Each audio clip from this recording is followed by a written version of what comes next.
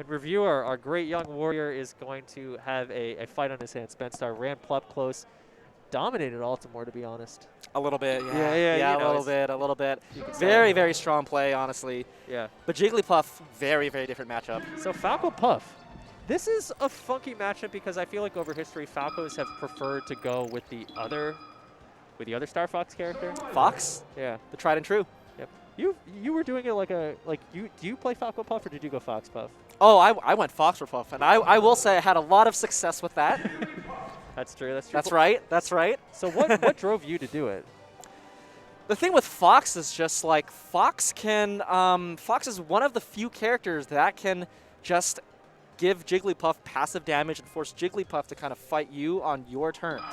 And Fox, of course, has the kill setups. You can do up throw, up air.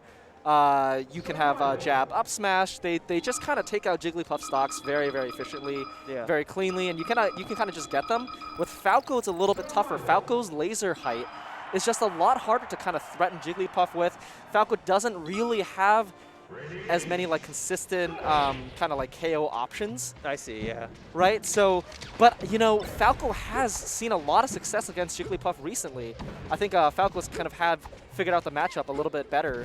Top platform play in particular, so I'm kind of curious if we're going to see that from Spenstar. Just using the full hop, the vertical mix-ups. I like to see mix-ups on the grabs too. I mean, there are a lot of combos that aren't quite real, but will work on a lot of Jigglypuffs because the throws are fast and they're not experienced with it. And there are a lot of things the Falcos now do in this matchup that, you know, it's fun to see, yeah. And, you know, maybe it's a bit more stressful than playing Fox in certain scenarios, but I like to see it. I think it's it might actually be a little bit easier for Falco to play the lower percent, but I think it's like high percent against Jigglypuff, or when Jigglypuff is at high percent. That's really, really difficult sometimes for Falco to get that kill without taking damage yourself. Right, and Falco is still kind of victim to the same sort of Spacey Slayer setups that Fox is, but without maybe some of the KO power. Exactly. Right now, Spenstar playing really well. A big key is going to be finding these back airs on Jigglypuff in the air. Just kind of zoning Jigglypuff's many, many jumps out and trying to find some early KOs. So this percentage right here is where Falco can struggle a little bit. I think what Falco's good at is that like Falco's very good at locking down other characters and kind of like dictating the pace of the match, for lack of better words. Right. But if the Jigglypuff is careful, ooh, kind of rolls in there, gets down tilted. I'm surprised we saw roll in. I am a little bit as well. Yeah, there's no reason for that, I think. I think Reveal will learn pretty quickly. But yeah, no, that down tilt's a beautiful setup that will KO pretty quickly at the end of the day. Ooh, out of the middle of the stage. Oh, I love that down tilt there. Very creative to try and keep Puff near you. One of the harder characters to combo, but Falcos these days just make it work. Yeah, wow, that's a flutter hug too. I mean, the forward air not a typically, you know, hugely used move, but it has that great niche option of just existing out there for so long. You can make a lot of these combos happen. It is a multi-hit move, and so if you connect with a bunch of those hits, you can get a lot of damage. And I think we've been seeing that from Falco against floaty characters in particular. That's going to be the rest, yes. That's a classic one, right? You're planning on teching the throw, and then they hit you, locking you out of the tech. You miss the tech. Great setup by Reviewer. And it's, oh, wait a minute. Yeah, so that could have been a rest, just right there at that percent.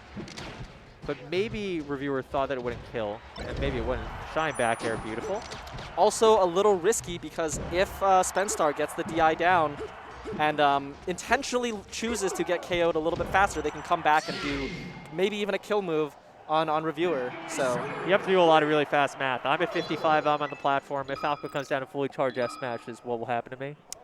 Yeah. And if you're at 60%, which I think Reviewer was at, that's going to KO. Yeah. So that's good knowledge there.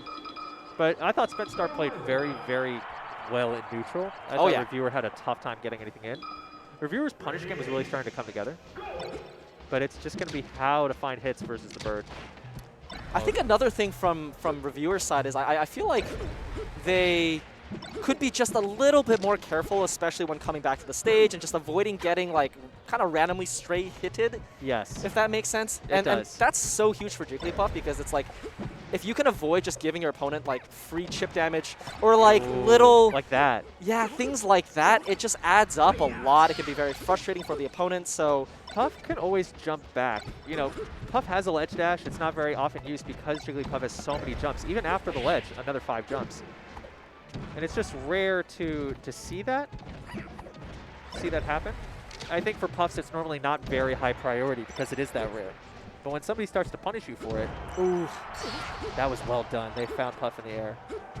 Puff is strong in the air, but not uncontestable, especially Spen starts showing, missed ledge dash. It's an early stock loss. We'll see where Reviewer can make of it. Nice. Yep, a little more damage. Wow, the game sense from Spenstar. Yeah. It's interesting because ground and pound is a very interesting option from Puff. It's something that people are talking about now for a specific reason, but it's not common. You normally jump, but Spenstar saw it a couple times and is very ready for it. Yeah, it looked like Spenstar just has a really good sense of when Reviewer wants to throw out those attacks, and that's just like an intangible, right? That's just game sense, really. That's game sense. It's knowing the matchup. Those are the tools to beating Puff. Ooh, up smash out of shield. Can the combo happen? That percent very hard. At mid percent, it could be very juicy, right? Oh, absolutely. That can combo into rest. Just straight up. Which is crazy to think know. about. Yeah. And nobody expects it too. That's a great surprise move. So here, oh, that maybe could have grabbed, I think. there have been a couple spots where I feel like if Reviewer were really dishonestly like just mashing A there, that might have paid off, you know. But Reviewer kind of playing a little bit more methodically, wants to confirm that the actual opening is there, which, you know, you have to respect, but I think is costing a couple openings. But we'll see. Okay. Reviewer's got another stock.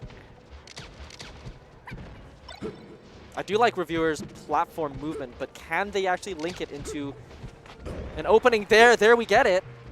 Oh, no follow-up there, unfortunately. It's good DI from Spenstar, making the follow-up hard. If you do not DI that is, you are a sitting duck. Yeah, and now Reviewer's at that percentage where it's like they can't really rest without taking a huge risk. Yeah, you basically have to get, you know, the off-the-top KO to safely rest. Back air. Oh, okay.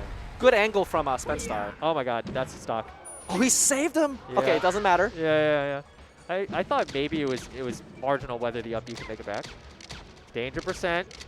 You're looking for a quick bit of damage for Puff. Oh, wow. Ooh. Baited that grab. Well done. Very scary. Reviewer had an option there. Had some chances. Reviewer and Kevin will both go down in 65th. Spenstar will make it into loser side top 64, and that's going to do it for us on this block.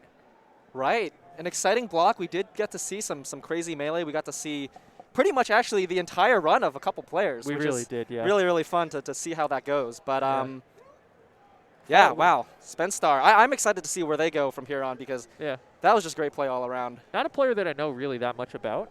And it's always exciting to see just very good players that you don't know much. That's why we come to these events. That's why we compete. That's why we watch them. We do not know everything out there. It's up for the players to show us, right? Also, Blue Falco.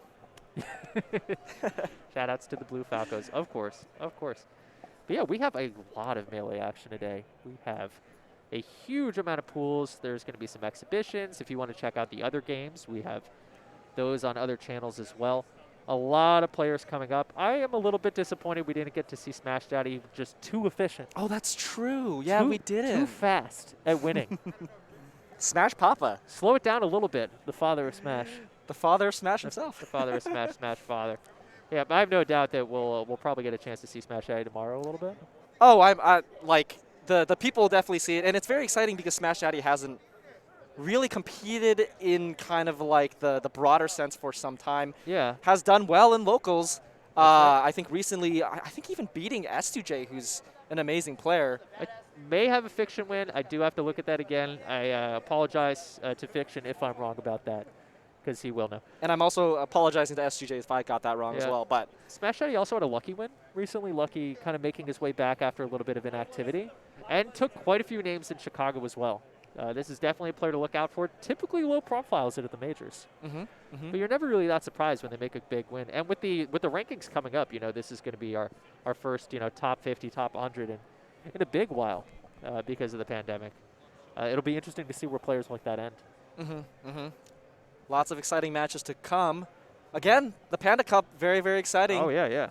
Yeah, powered by Papa John's, the first stop at the first officially licensed Nintendo circuit in North America. In North America, Just absolutely. amazing, amazing stuff. I can't believe I'm honestly casting behind like this backslash, right? This is amazing. Yeah, I'm a little bit shell-shocked by it, to be honest. You know? Yeah, wow. We're but here. Hey, you know, if more people want to watch and play and you know love the game like we do, that's fantastic. Yeah, but with Zoo, I've been Chroma. Please stay tuned in. We have way more Melee coming over the next 3 days, and in a couple more minutes, you're going to have a new set of casters and a new set of pools.